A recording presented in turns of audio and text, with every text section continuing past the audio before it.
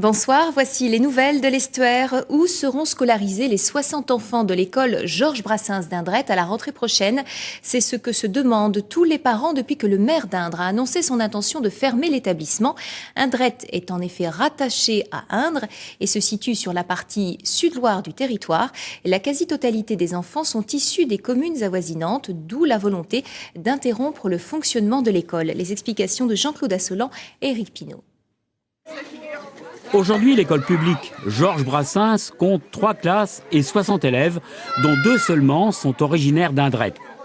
Les élèves des communes environnantes ont peu à peu pris la place des enfants des familles travaillant à la DCN, la direction des chantiers navals. Ces écoliers extérieurs à la commune constituent l'argument majeur de la fermeture de l'école par la municipalité d'Indre. Aujourd'hui, nous acceptons plus de 90% sur cette école d'enfants hors commune. Donc nous ne sommes plus dans le cadre de l'école publique telle qu'elle est conçue, l'école de quartier, l'école de territoire. Nous arrivons sur une école de choix. Et c'est l'argument principal, en tout cas, de notre décision à l'heure actuelle. L'inspection académique a donné son aval à la fermeture de l'école. Pour les parents d'élèves, l'argument est inadmissible. Un véritable choc psychologique pour les enfants. Prévenue à la Toussaint de la décision, l'association des parents d'élèves de l'école publique d'Indret propose une solution. Nous, ce qu'on demande, c'est un moratoire de 2 ans qui nous permettrait de rencontrer tous les acteurs locaux et extra-locaux autour de cette affaire, de ce dossier. Nous sommes prêts à rencontrer évidemment la mairie d'Indre, mais aussi les villes de la Montagne, de Saint-Jean-de-Boiseau, voire du Pèlerin ou de Bougnay, puisque cette école a la particularité et l'avantage d'être au confluent de plusieurs communes. La décision de fermer l'école en juin sera prise lors de la prochaine réunion du conseil municipal le 3 février. Et les parents manifesteront demain devant l'école. Suite de l'enquête concernant le bébé retrouvé mort hier matin sur la commune de Rezé, près du périphérique. Une analyse ADN est en cours. La police judiciaire recherche activement la mère qui pourrait elle-même se trouver dans un état critique. L'autopsie réalisée hier a conclu que le bébé, une petite fille, avait respiré. Une information judiciaire pour abandon d'enfants de moins de 15 ans sera ouverte lundi. La préfecture de Loire-Atlantique communiquait ce matin ses chiffres sur la sécurité publique et routière. Concernant la lutte contre la délinquance, le département aurait fait mieux qu'au niveau national. En revanche, le nombre de tués sur les routes est identique à celui de 2008.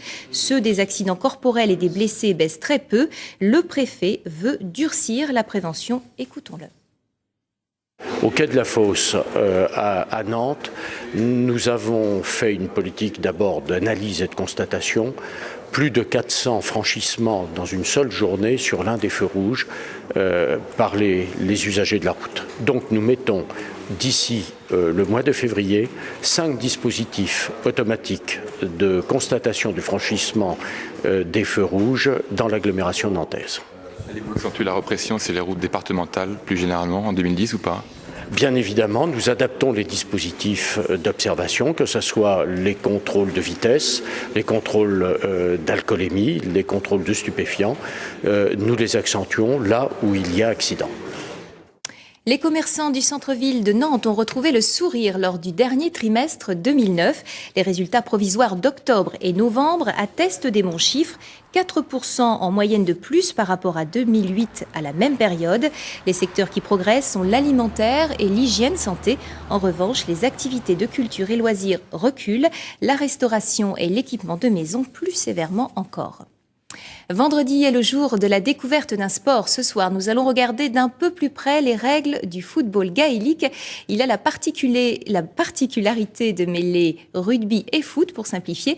Pieds et mains sont donc autorisés. C'est le sport le plus populaire en Irlande. Et un nouveau club existe à Guérande depuis le mois de septembre. Avec une trentaine d'inscrits, il participe au championnat de Bretagne. Sur le terrain, Antoine Repère et Frédéric Guinchec. Par rapport à un ballon de football, il est beaucoup plus lourd. C'est-à-dire que quand vous l'avez à la main, et donc comme les passes se font à la main, c'est un ballon de foot, le ballon vole un petit peu. Là, il a besoin d'être beaucoup plus lourd. Donc voilà, c'est la spécificité et c'est des ballons que vous ne trouvez uniquement qu'en Irlande. En Irlande, où est né le football gaélique, beaucoup plus populaire là-bas que le foot classique. Ce sport mélange le rugby et le football. 2 équipes de 11 joueurs s'affrontent. L'objectif, marqué dans le but de football ou au-dessus, entre les poteaux de rugby. Tous les 4 pas, vous devez faire soit un jonglage en courant, soit un rebond au sol, comme au basket ou au hand par exemple.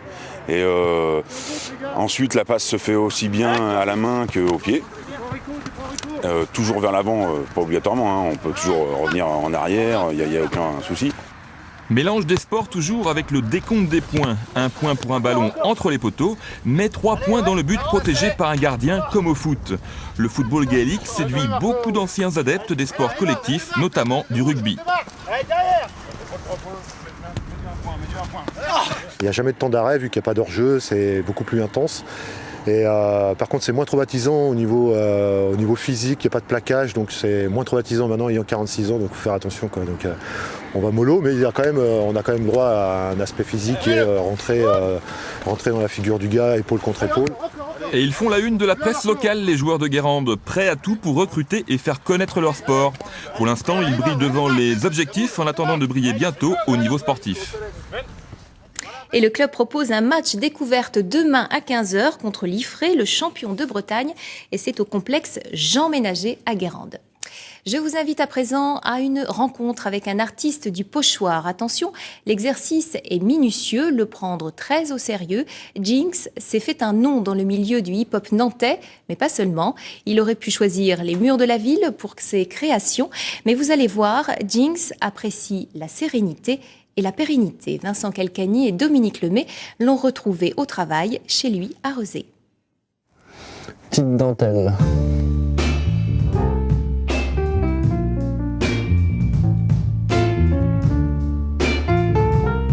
Loin des bruits de la rue, l'art pas vraiment brut de Jinx, c'est le pochoir, et le pinceau, c'est son cutter. C'est un papier qu'on découpe comme de la dentelle, et ensuite on applique la peinture dans les trous. Et on peut faire comme ça plusieurs teintes superposées, ce qui nous fait un personnage, ou n'importe quoi, on peut tout réaliser au pochoir. On peut partir d'une photo, on peut partir d'un dessin, on peut faire ce qu'on veut. Dans la grotte de Lascaux, ils mettaient leurs mains, ils faisaient un pochoir. C'est une photo qui vient du film Rebecca de Hitchcock. Il y a une personne qui a un visage plutôt apeuré et puis une personne qui a plutôt un visage sensuel derrière. Et je pense que le résultat va donner quelque chose de sympathique. Jinx est un activiste du milieu hip-hop nantais depuis de nombreuses années. Un grand-père céramiste d'art, une plongée dans le graffiti dès les années 90, voilà pour les racines. Celui qui se surnomme La Poisse en anglais traite dans ses toiles de la politique, de la guerre, mais aussi de la musique, de l'art en général. Au fait, pourquoi délaisser les murs de la rue pour les galeries d'exposition ? Quand on fait sur un mur, le lendemain, il peut ne plus exister. Donc c'est aussi pour garder des traces de ce qu'on fait et puis que ça puisse aller dans le salon de n'importe qui. Puis c'est un plaisir aussi de voir que l'art après peut bouger. Parce qu'un bouger un mur, j'ai déjà essayé, c'est super compliqué. Et le vernissage de son exposition est en cours. Vous pouvez les rejoindre au café Lurlu-Berlu. C'est rue Joffre à Nantes. Et elle sera visible jusqu'à la fin du mois de février. C'est la fin de cette édition. Dans quelques instants, le journal régional, présenté par Emmanuel Faure. Je vous souhaite une bonne soirée et puis un beau week-end.